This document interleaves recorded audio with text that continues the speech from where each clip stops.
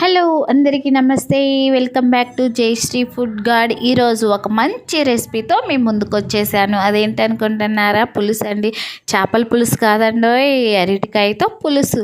ఈ రెసిపీ అనేది రాగి సంగట్లోకి, జొన్న సంగట్లోకి, జొన్న రొట్టె, రాగి రొట్టె, వైట్ రైస్లోకి చాలా అంటే చాలా బాగుండిద్ది. ఒక్కసారి ఈ రెసిపీని అందరూ ట్రై చేయాల్సిన రెసిపీ. మీరు కూడా ట్రై చేసి ఎలా ఉందో కామెంట్ చేసి చెప్పండి. ఇలాంటి హెల్దీ రెసిపీస్ కోసం మన ఛానల్ని ముందుగా చూస్తున్న వాళ్ళు సబ్స్క్రైబ్ చేయటం అస్సలు మర్చిపోకండి. Please subscribe.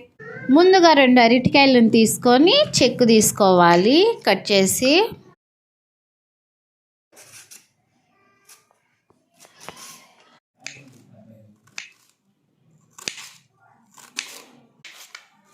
ఇలా కట్ చేసుకున్న తర్వాత సాల్ట్ వాటర్లో ఇలా ముక్కల్ని వేసుకోవాలి.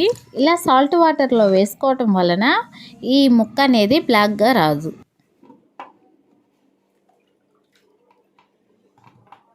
ఇలా అన్నీ ఒక ప్లేట్లోకి తీసుకొని అందులో 1 స్పూన్ కారం, 1 స్పూన్ పసుపు, రుచికి సరిపోయినంత సాల్ట్ వేసి మొత్తం బాగా కలపాలి. ఉప్పు కారం ఇలాగ ముక్క పట్టేలాగా కలపాలి. ఇలా కలిపిన తర్వాత ఒక ప్యాన్ పెట్టుకొని అందులో 1/1 వేసుకుంటూ ఉండాలి.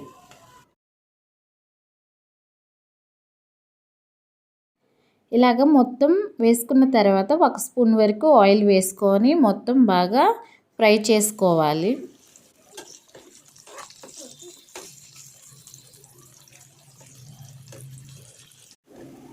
చూడండి, ఇలాగ ఫ్రై అయిన తర్వాత ఒక ప్లేట్లోకి తీసేసుకుందాం.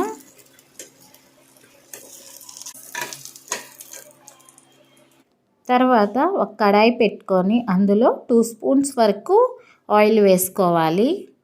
ఆయిల్ హీట్ అయిన తర్వాత పోపు దినుసులు, ఎండుమిర్చి, చిన్నులపాయ, ఇలా సన్నగా కట్ చేసుకున్న ఆనియన్,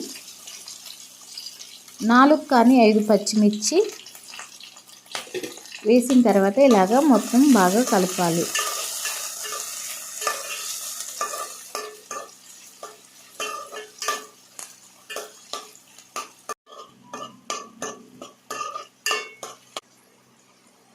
తర్వాత కరివేపాకు వేసుకొని మొత్తం ఒకసారి బాగా కలుపుకోవాలి.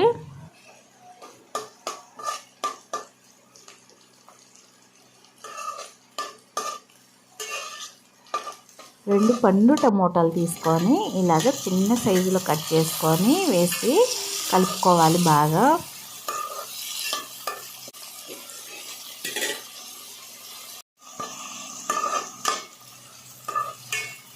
అందులోకి నిమ్మకాయ సైజు అంత చింతపండు అయితే సరిపోతుంది.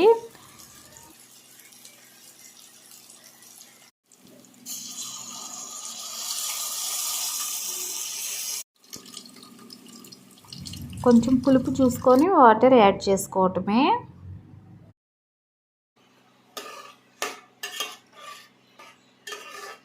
అందులోకి 2 స్పూన్స్ వరకు కారం, చిటికెడు పసుపు, రుచికి సరిపోయినంత సాల్ట్ ఇలా వేసిన తర్వాత మొత్తం బాగా కలుపుకోవాలి. చింతపండు రసం కొంచెం ఉడికిన తర్వాత మనం ఫ్రై చేసుకున్న అరటికాయ ముక్కలు ఇలాగ 1/1 వేసుకుందాం.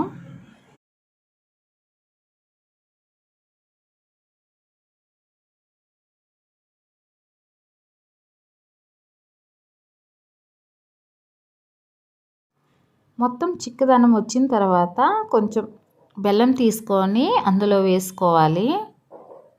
ఇలా మొత్తం ఉడికిన తర్వాత లాస్ట్లో కొంచెం కొత్తిమీర యాడ్ చేసుకోవటమే. ఫైనల్గా రెడీ అయిపోయింది ఈ అరటికాయ పులుసు. ఇంత ఈజీగా ఉంది అనుకోలేదు కదా. చాలా బాగుంటుంది టేస్ట్ అయితే. రాగి సంగట్లోకి, జొన్న సంగట్లోకి అయితే సూపర్. ఈ వీడియో నచ్చినట్లయితే సబ్స్క్రైబ్ చేయడం అస్సలు మర్చిపోకండి. Please subscribe.